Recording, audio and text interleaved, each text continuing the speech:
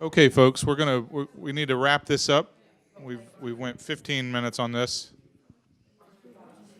The wine is here, by the way. That ought to get people to stop talking. Maybe. Okay, so we have 4 papers up here. We've turned them over with each of the 4 topics. And so what we're going to do is I'm going to have you guys report out a little bit about what you talked about. Think about those 3 areas. What were my 3 areas again? Help me remember. Yeah. What are the barriers that you're facing? Right. How can DiG support you? Was there a third? It's getting really late in the day.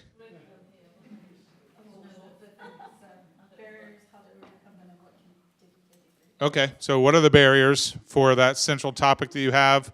How did you get to the point of talking about how to overcome them? And what can DiG-UK support? How can DiG-UK support you? All right. Who wants to start? Okay, perfect. You want this? Why don't you take this up? Okay, so our topic was inclusive curriculum, and to be honest, we didn't make a lot of progress in the time, I think, but we did talk a lot about the gap between student needs and teacher abilities, resources, and also buy-in from educators. So it's about this gap between, what we see in adapting curriculum that the student needs and the teacher abilities.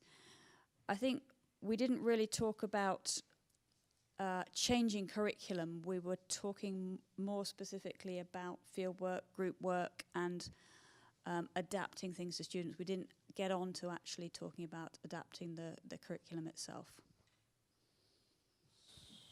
So, interestingly enough, I don't think you really want to get into talking about adapting curricula. I think your learning objectives remain the same.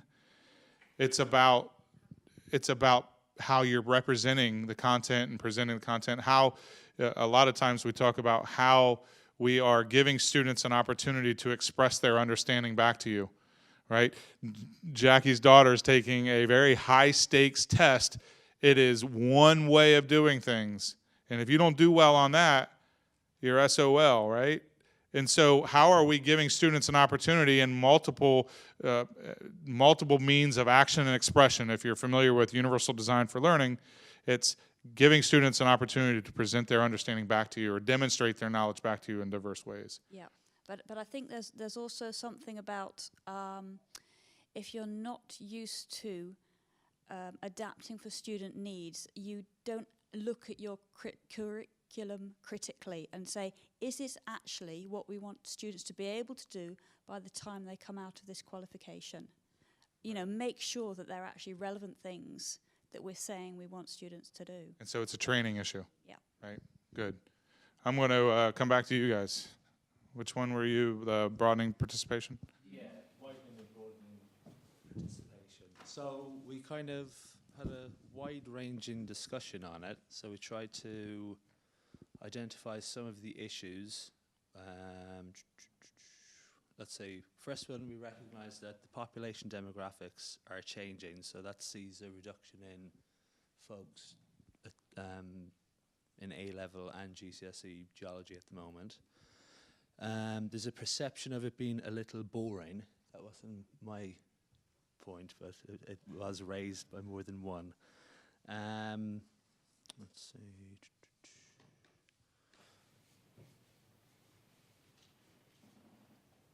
Yeah, we talked about you may be able to break the glass ceiling, but if you do so, you still may hit the concrete floor.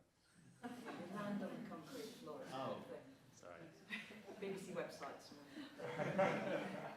And then we talked about a few ways of, or possibilities to kind of bite into the topic. So role models needing to be more visible, doing that primary school and secondary school to essentially let more kids know that the subject exists. These are pretty poor notes, by the way.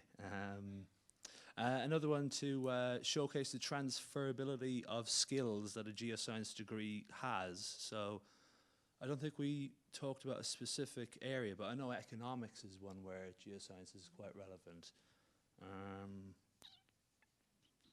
And then we talked about field work. So some people, well, I wrote down a quote, can't go do the field work, so write an essay instead. It's not really something that any student should be told. And then, accreditation being reviewed was another point. And then the last part was to make it more attractive to students by delivering on the promises.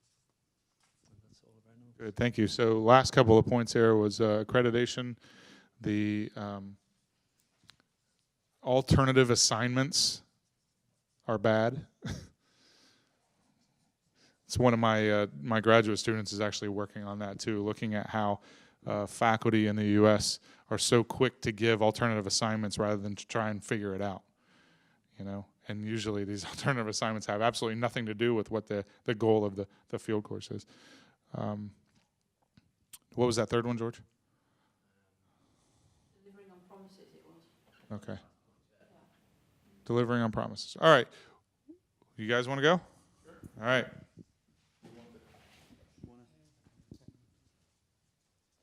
I have 2% of battery life. So this is mental health, yeah. First point we made was one that's already been made this morning. Awareness and destigmatization was really vital. And it was a bit of a shame we didn't really follow up on that, actually, but I think that's quite an important thing. We moved on from there very quickly onto training, so training staff in particular about mental health issues and how to tackle them. And there was a bit of a discussion about whether that training should be mandatory, because mandatory training obviously would be good to get all members of staff engaged, but then it was recognized that even though some members of staff would engage in the mandatory training and basically do it, they would just do it as a box-ticking exercise, however long it took, get through it, done, job done, it's on the CV, etc. So then there was a suggestion that it should be linked much more to recognition and reward for staff, so that maybe it should even feed into promotion cases. And then there was a brief discussion about exactly how that recognition would be sort of formalized, if you like. I mean, how do you recognize the kind of time spent, the effort spent, the empathy that, you know, because so many of those things are rather intangible. And there was a suggestion made which was for student feedback, because of course student feedback is very much the currency there, you know. I think a lot of reward and promotion kind of oriented stuff is outcome based, and really the student feedback is the main outcome, right?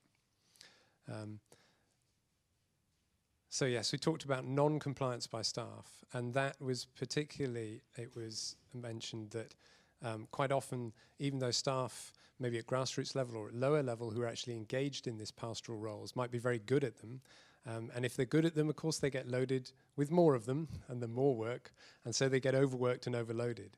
But at the same time, the staff, the higher line managers in higher positions often don't see the problem, or they brush it aside, or they brush it under the carpet. And in fact, even training can be even counterproductive for those kind of characters. So the people who are at the ground level, if you like, and doing the coalface, don't get the kind of support from higher up very often that they really need. Now that may be a case that will work through, but we were unsure of that. The sort of view was probably there would always be some characters who would basically ignore it and brush it under the carpet, or just not be very confident of dealing with it, whereas there would be other characters, other people who were very good at dealing with it and would get loaded with all the work. And there were a couple of comments about gender balance there, which I think I will skate round. But just to say, it actually it only cropped up very, very obliquely, so it didn't seem to be a major issue. But there was an issue with, particularly mentioned, with the role of females on field trips. So the gender imbalance in many geoscience departments tends to overload female members of staff, particularly when they have to be the female member of staff on the field trip. So that just generally works itself through to the female members of staff tend to get loaded with more field days just because they have to have a female on the field trip. that may work itself out. We're not sure. That's really just a kind of a consequence of the imbalance, the general gender imbalance. You covered all this in 13 minutes. Oh yeah, easily. I don't think I'm embellishing it much, really, am I? We were all talking at once, basically. Another point was, so related to the training and the pastoral role for academics, the need for mentoring support, and this was mentioned as well this morning. So the idea that the academics who are involved in those pastoral stroke counselling roles need mentors themselves, and that is something that I don't know if any of us really have a sort of awareness. There's talk of at Plymouth that they're going to be introducing that. And in fact, actually, that comes on to our final point about one of the solutions and how DiG can work, and is to share that kind of practice. So where these kind of things work very well with case studies, with sharing practice from different institutions, that would be really good as a repository for that kind of knowledge and what works and what doesn't work as well. But as well as mentoring support for staff, we also briefly touched on peer support in the student body as well. So the culture of the department stroke school or whatever unit you're dealing with needs to be more encouraging of support, peer support in the student body as well. I think that's all we've talked about. Sure? Yeah. You might want to send that to Allison and Jackie. That'd be huge. Thank you. Thank you. Great points. I'm seeing training as a very common theme here. It's just a microphone.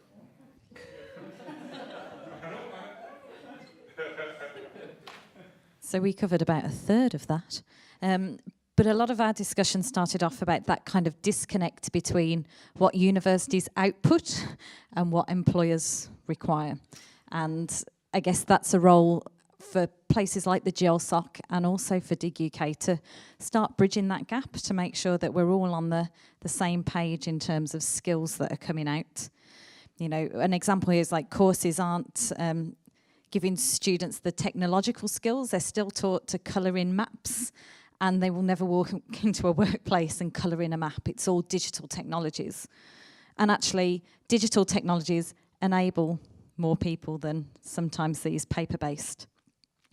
And Ben was talking about people when they come for interviews who may have a disability, might play down that disability. They think, yes, I can do that job. And it's not until they're in that job that they realise that maybe they couldn't do it quite because they have a perspective. But I also appreciate that some people won't contact employers in advance to have that pre-discussion. So how, as a community, can we enable that? And I suspect it's having those role models who put those case studies on the DiG-UK website that we can share as employers. Also, just from an employer point of view, it was interesting to think about the awareness of the issues. So just recently, an example where we've shortlisted candidates for a job and we put a pile in the reject bin because of the lack of attention to detail. And not once did it cross any of our minds that that person could have been dyslexic. They could have had some, you know, hidden disability that we hadn't even considered. Obviously, I will now, and I will share that when I go back. But I wonder how many employers, you know, when we're disconnected a little bit from the academic system, we're not aware of the array of issues now that are being picked up or are facilitated perhaps within higher eds. And also, again, looking at when Carolyn did the word cloud for her 50 job adverts, I was surprised actually with the language that was used and what were highlighted as requirements. So we've spent a lot of time over the last 5 or 6 years in our organisation degendering job adverts, and we put a lot on the flexibility in the workplace. You can work part-time, but actually we might have a disability confident sticker, kind of the lower end, it's just self-assessed, but nowhere do we write that we're able, or these are examples on our website of how we have adapted job roles for other people. And I worry that if you put a field geologist, the technologies that Trevor's showing tells me that a field geologist doesn't need to be in the field. You know, we can have the same output. And then I just want to note, somebody had tweeted DiG-18 that they would like it if DiG-UK could think about providing a national fieldwork code of practice that could be locally adaptable for institutions. Nothing to do with us. Yeah, I don't know. I just thought it had been tweeted. Excellent. Brilliant. Excellent, excellent. Thank you for this. These are really, really great points, and I apologize to Jackie and Allison that we took a lot of time into the plenary to get this stuff down, but this is really fantastic information. Add a little thing to what was just said about a code of practice, you said, was it? Yeah. Someone had suggested, if I presume you're all aware of summary of reasonable adjustments for disabled students at university. No? Yes? Field trips are not specifically covered. So it probably would be a really, really good idea if there was a separate summary of reasonable adjustments specifically about field trips. In the same way that, so it's very, very clear, because it's totally different than just sitting in a lecture. I think that was in the paperwork that I referred to earlier. There is certainly a whole load of examples. Yeah, I'm looking for that email I sent to disability. I've got it. To Alison. Okay, I know good. It's a really, We'll get it put up there then. it's really good. And I sent it to disabled services, but I don't think they read it.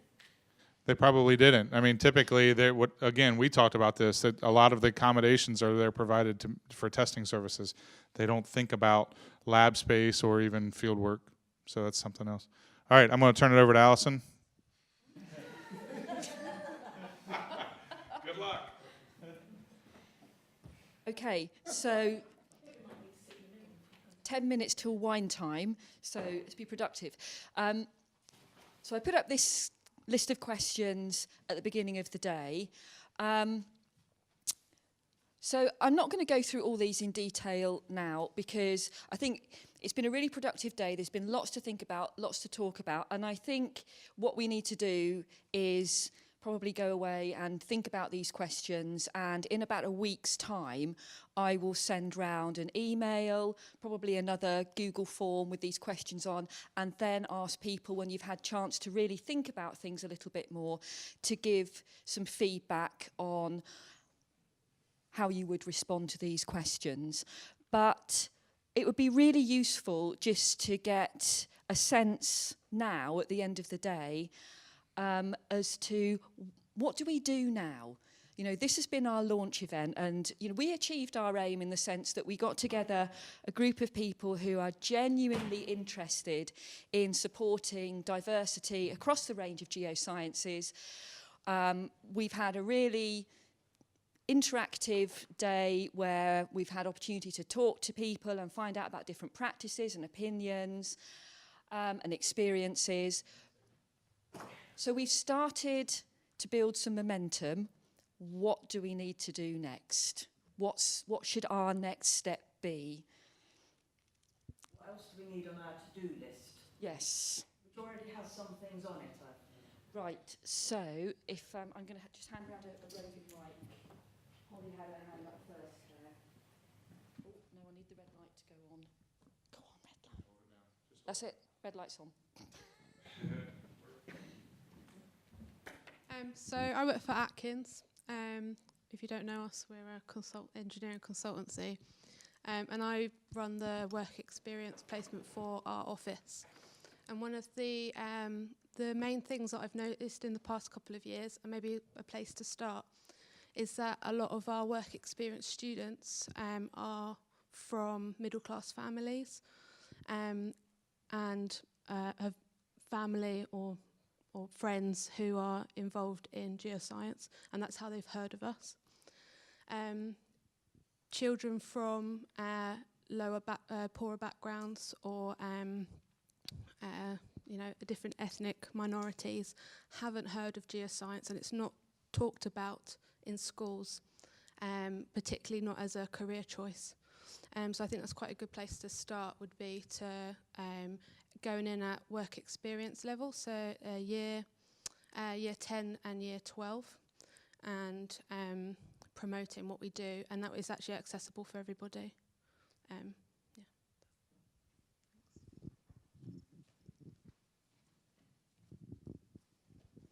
Yeah, so I think the first step probably is to build a roadmap. That's something that we had a quick chat over lunch, but we kind of need to think about what is it that we want to achieve, what are our objectives. You know, that could be a very good example of one of the objectives, but we really need to look at this thing from a broader perspective, from the broadest perspective possible, and we also need to think about what is unique to earth sciences, to geosciences, or common with other fields like ecology, and you know, there might be other fields.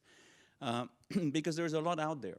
It's not like we're not the only community talking about diversity, inclusion, or mental health, right? There's a lot out there.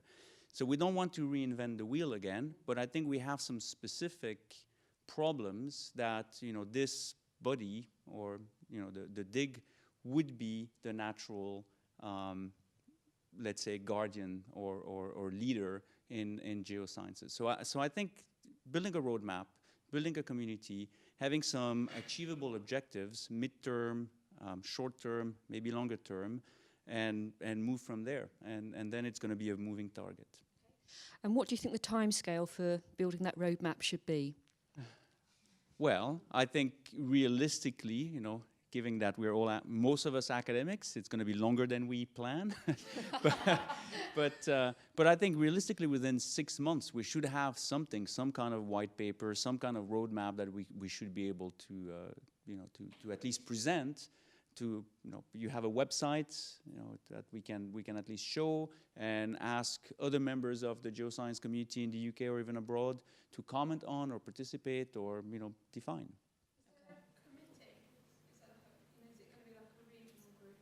So that's a really good question. So one of the things that we will need to do, probably fairly quickly, is establish some kind of formal structure and formal committee. As I said, it's not something that Jackie and I see ourselves as owning. So we need other people to come on board and kind of take responsibility for different aspects of the way that DiG-UK will run into the future. And we don't know what that looks like yet, because we don't know who's willing to step up and what sort of roles they might be willing to take. But certainly, you know, the reason why we are co-leading is because neither of us individually have the capacity to do this ourselves. So, you know, the more people that we have on board and that can kind of share this with us, then the greater our range is going to be. And, you know, the more minds that we can put to this, I think the more that we can achieve. So yes, we will be establishing a committee. So have a think about that when I send round. That's why I'm not asking people to commit to anything today, because I think sometimes, you know, you go along to something, you have a really interesting day, you feel a bit enthused and kind of gung-ho and put yourself up for something, and then get on the train on the way home and think, oh, bother. So I'm just going to give people a little bit of wind down time to really think about, you know, whether you do want to commit and to what extent, and you know, what it is we should be doing. Yeah, we do need at least a third person to be able to apply for charitable status. You need at least 3 people to be a charity, in the same way you need 3 people to have a riot. Yeah. So we definitely need more people on board. An ideal might be a committee, and then a couple of specialist interest groups. You know, mental health is an obvious one, but I mean the whole employer side is very important, because that's the pull through, you know, for getting change within the university. If the employers are telling us this, that's again, it's a carrot rather than a stick, perhaps. So yes, so there's the potential, if you've got a specific interest, that we can have whatever specialist working group, subcommittee, anything like that. But we do need at least 3 people, so that we can actually start fundraising and applying for charity status and such like. We also have the opportunity to work with other professional bodies. So, for example, the British Ecological Society, who are represented here today by Leslie. When I had a discussion with their external affairs manager, the first thing she said was, look, we're trying to achieve very similar things. Why don't we work together? So one of the things we'll be doing is looking to see where we can work with people, rather than, you know, different organisations all trying to do the same thing. Because I think a lot of the issues that we've talked about today, they're not special to geosciences. I mean, I had a meeting last week with somebody who's an art historian but happens to run a field trip to Florence. He has exactly the same issues with mental health among the students that we do as geoscientists. So So that was one thing, and I've completely forgotten the other thing I was going to say. It will come back to me. So Cedric. Yeah, can I just make a point? When I started with within the department with mental health, one thing that was very obvious is for the venture to be a success, you had to have buy-in from the community. In my case, it was the department. And how do you get buy-in is when you provide a service that is actually useful. So for this to work, we need to think about what would be useful to other UK institutions, geoscience departments. And I mean, there are some obvious trends. Talking to people, it's obvious that some of us are isolated, and we feel to have, that having a support network to help us approach our heads of departments or our institution and say, look, others are doing this, we should do that as well, because it's proven to be, positive in some cases. So that's one idea. But I think the very important thing when we will think about what the roadmap should be is to think about what's the usefulness of what we're doing specifically for people that are likely to be, checking this website or checking this group. I remembered what I was going to say. So one of the first things we'll be doing is writing a brief report of from today, which will go to the UK UG meeting next week. So it's immediately going to be fed back to the executive committee that serves the heads of geoscience departments. So we will be starting to disseminate information about what we've talked about today, and how tentatively we think we might be proceeding in the future. So that information, Bernadette, is going to be going, hopefully, to all university geoscience departments. So is this a meeting they attend, or they will be sent? It's the executive committee, so the information should be disseminated, Nick, if I'm right, through to all UK geoscience departments. Yeah? Yeah, if you ask them to do that, they'll certainly, they can look at it in the committee meeting, and they can then disseminate it out to the department. Yeah. Yeah. Let them know you're here. Yes, yeah. Yeah.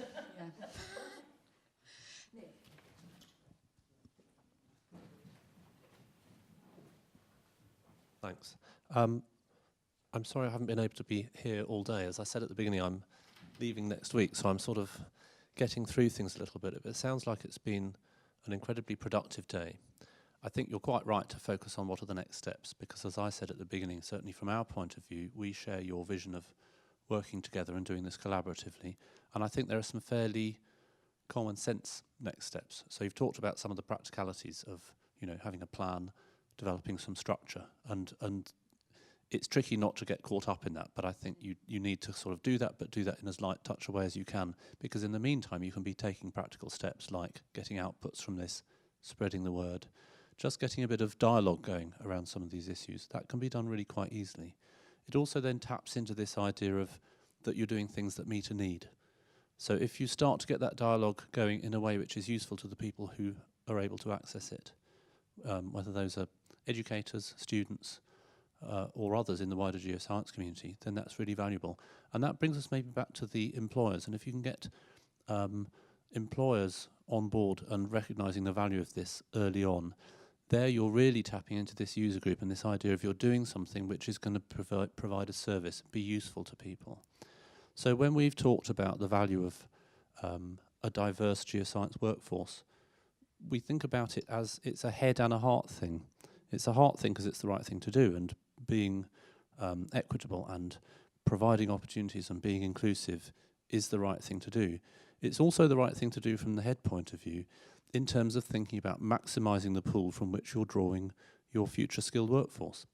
And if you're putting off people who might be brilliant but don't see you as being a welcoming community to them, you're just cutting yourself off, and it's the employers who are going to be most looking for that. So I think that's the rational argument as well as the emotional argument that you can make to your employers and indeed to other potential user groups, so that you start to get your advocates, because these are people who then see you as doing something that's going to be valuable to them. Brilliant, thank you.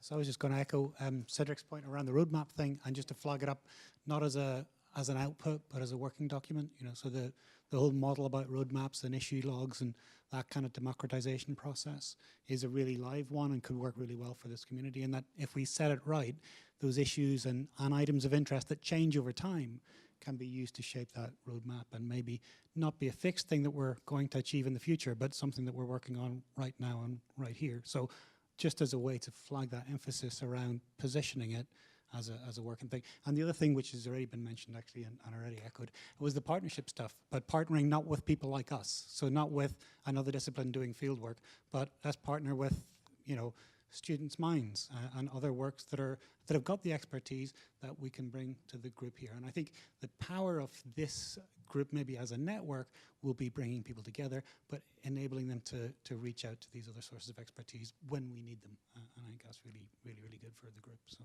yeah. Brilliant, thank you. Anybody want to make, yeah.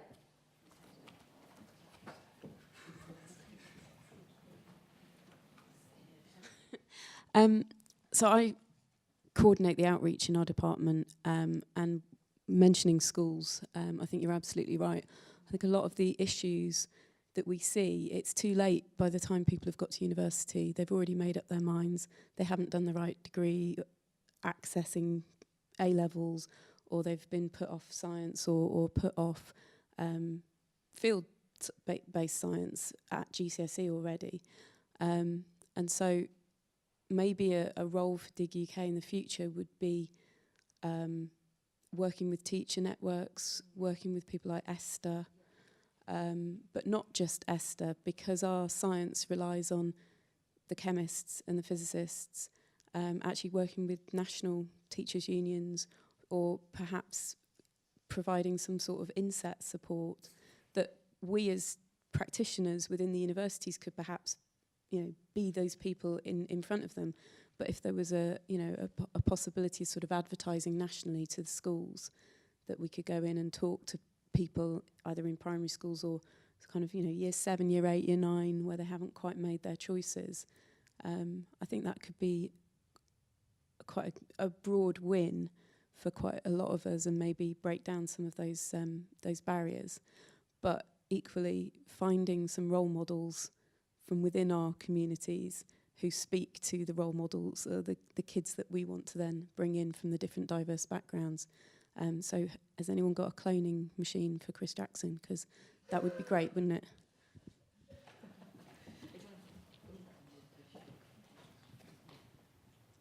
It was just a quick follow-up to that, really. And, you know, today's all about setting goals and things that we want to achieve, but I think we shouldn't forget that we should be celebrating the things we've already achieved, because you've got a room of people here who are all passionate about this, as you two are, as the rest of the community are, and the wider IAGD community. And it's about celebrating what we've already achieved and how that can be shared around the people that aren't in this room, who perhaps don't have the same understanding of some of these issues. And you're correct, finding the role models that can help spread that message for us, so it's not just us saying the same thing over and over and over again. Thank you. I think that's a great comment to go and drink wine to, actually. So on that basis, just thank you so much, everybody, for coming along today and participating, and hopefully being part of the start of something that's going to be really special, I hope. As I said, in about a week's time, I will send round a follow-up communication where I'll ask people just to respond to these in maybe a little bit more detail, or once you've had time to reflect. And at that point, I'll ask people to indicate, you know, genuinely, do you want to be involved further? In what way? To what extent? And then once we have those responses, we will start to think about, okay, what genuinely is our next step going to be?